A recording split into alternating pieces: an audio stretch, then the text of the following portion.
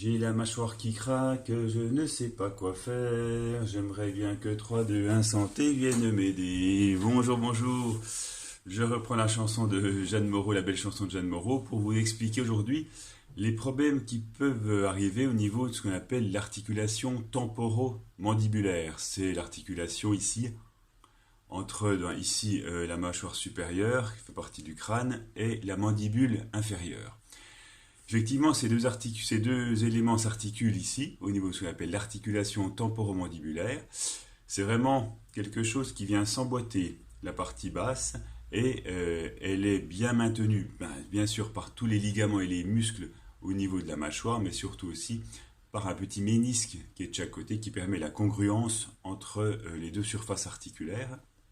Mais sur cette zone-là, on trouve souvent, et c'est assez fréquent, des problèmes qui se manifestent par des craquements. Lorsque vous allez ouvrir la bouche, des fois parler, des fois manger, vous allez vous rendre compte que souvent c'est un côté, pas forcément les deux, mais un côté qui craque. Vous ouvrez la bouche, vous parlez, mâchez, et puis à chaque fois, crac, crac, crac, comme si votre articulation se déboîtait, se luxait sur un côté. Alors c'est quelque chose qui est fréquent, mais qui est surtout, qui n'est pas anodin et qu'il faut prendre en compte, puisque ça peut générer des problèmes bien plus importants, c'est-à-dire déjà l'usure du ménisque et de l'articulation.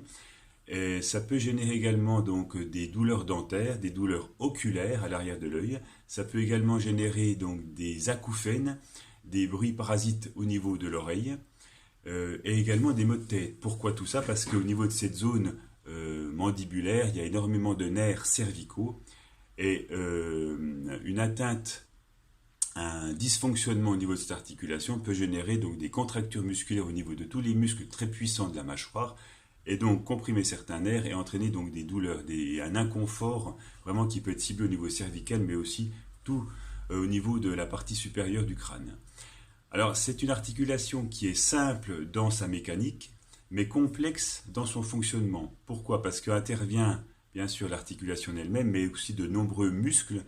Alors bien sûr, les muscles au niveau de la mâchoire, vous serrez vos dents, vous avez les muscles zygomatiques, vous avez les zygomatiques qui sont juste là, vous avez les masticateurs un peu plus bas, ce sont des muscles qui sont très puissants, mais vous avez aussi qui intervient tous les muscles du cou, notamment sous le menton, alors, les muscles qui se dessinent au niveau du cou, les sténocléido-occipito-maxoïdiens, mais aussi le muscle paussier au niveau sous le menton.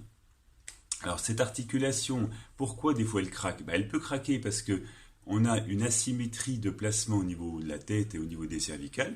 Globalement, on peut être un petit peu en exagérant comme ça. Donc effectivement, vous avez les muscles qui ne fonctionnent plus du tout pareil. Il y a un déséquilibre au niveau des mâts musculaires de chaque côté du cou. Donc vous avez un côté qui est plus tiré que l'autre. Donc votre mâchoire du dessous va être légèrement déséquilibrée. Donc l'emboîtement ne se fait plus bien, la congruence ne se fait plus bien malgré la présence du ménisque. Et il y a à chaque fois que la bouche va s'ouvrir ou se refermer, un petit décalage, tac, tac, tac. Ça peut également, donc bien sûr, dû à une malposition au niveau des vertèbres cervicales. Ça peut être des tensions au niveau des muscles du cou. Une malposition de la part de la mâchoire inférieure due justement à tous ces muscles du cou. Quand ça intervient, qu'est-ce qu'il faut faire? Dans un premier temps, il faut venir détendre les muscles du cou. Alors par exemple, vous pouvez vous-même, si vous avez ces problèmes-là, venir avec vos mains, c'est très simple, venir étirer, masser les muscles qui sont sous votre mâchoire inférieure. Donc pas hésiter, c'est des muscles puissants, les muscles du cou, ils bougent, ils soutiennent le poids de la tête qui fait à peu près 2,5 kg. Donc venir les masser, venir avec les doigts en crochet, passer sous le menton, c'est pas forcément désagréable, et on vient masser. Alors plutôt ne pas être en mouvement d'extension, je vous montre parce que le placement de mes doigts, il faut plutôt être le menton rentré pour que vos doigts puissent aller en dessous de la mâchoire et venir petit à petit masser les muscles qui s'insèrent sous la mandibule inférieure. Voilà, donc avec les doigts, avec le pouce, donc on va venir là aller chercher en dessous. Donc ça prend du temps, il ne faut pas être pressé, on peut masser pendant 2, 3, 5 minutes. Aller chercher également, quand on serre les muscles qui viennent gonfler sous vos doigts au niveau de votre mâchoire, les muscles zygomatiques, les muscles masséters qui sont un peu plus bas. Alors là, on vient masser en mouvement circulaire, des mouvements aller-retour dans un sens dans l'autre. Après, Après, tout ce qui est du massage à l'intérieur de la bouche, vous laissez à des professionnels. Voilà, des ronds, des circulaires. Donc ça, c'est vraiment tout le travail afin de détendre les muscles. Donc par le massage, au niveau des muscles masséters, des zygomatiques, des muscles du cou, les muscles du menton. Également, s'il y a un déséquilibre musculaire, on va aller chercher à incliner la tête et à faire descendre l'épaule du côté opposé. Voilà, plusieurs allers-retours, des rotations cervicales. Voilà, gauche, droite, droite, gauche, pareil. Là, c'est tout. L'objectif, c'est de redonner une souplesse et une harmonie dans la position des vertèbres cervicales.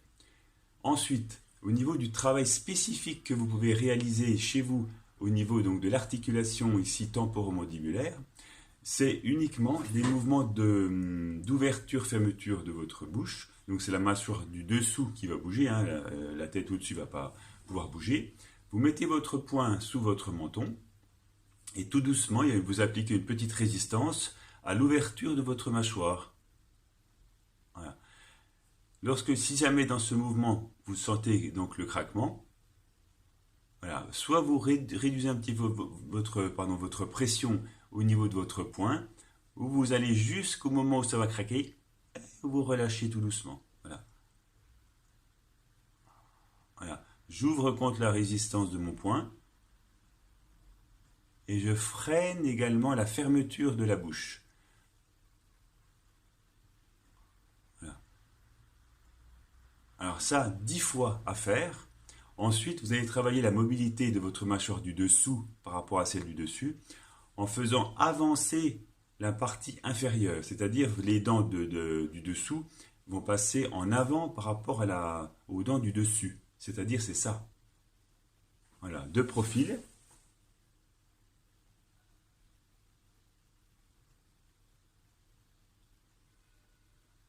Ça c'est pareil, c'est pour faire tout travailler l'articulation et le mouvement de votre ménisque et le travail des ligaments et des muscles qui interviennent dans cette zone.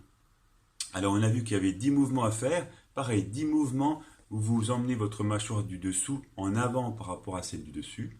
Et vous avez également ces mouvements qu'on appelle de déduction, c'est-à-dire que vous emmenez votre mâchoire du dessous latéralement. Voilà, c'est un peu le concours à la grimace. Mais c'est très efficace. Voilà, une dizaine de fois. Entre chaque, revenez masser un petit peu toute la zone qui travaille. Voilà.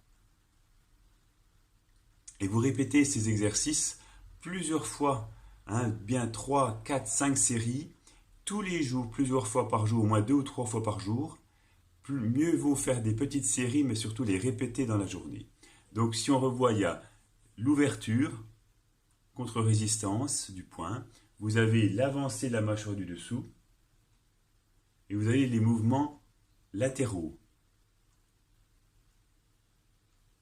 en mouvement lent. Bien sûr, ça peut tout à fait réorganiser toute la zone de l'articulation temporomandibulaire, détendre les muscles du cou, améliorer donc vraiment les symptômes, donc déjà le craquement qui est très inconfortable, et aussi tout ce qui peut être secondaire, c'est-à-dire les douleurs de cou, les douleurs au niveau de l'arrière de l'œil, les acouphènes bien sûr. Et après, il faut voir un autre professionnel, mais ce qui est très intéressant à faire aussi, c'est pour détendre toute la zone de la mâchoire, surtout lorsque vous dormez, parce que parfois il y a des gens qui dorment et qui serrent les dents, c'est de dormir avec une gouttière, ce qui permet donc de ne pas avoir les deux mâchoires qui viennent s'écraser l'une contre l'autre, ça laisse un petit espace, ça permet de détendre cette articulation temporomandibulaire et les muscles qui s'y attachent.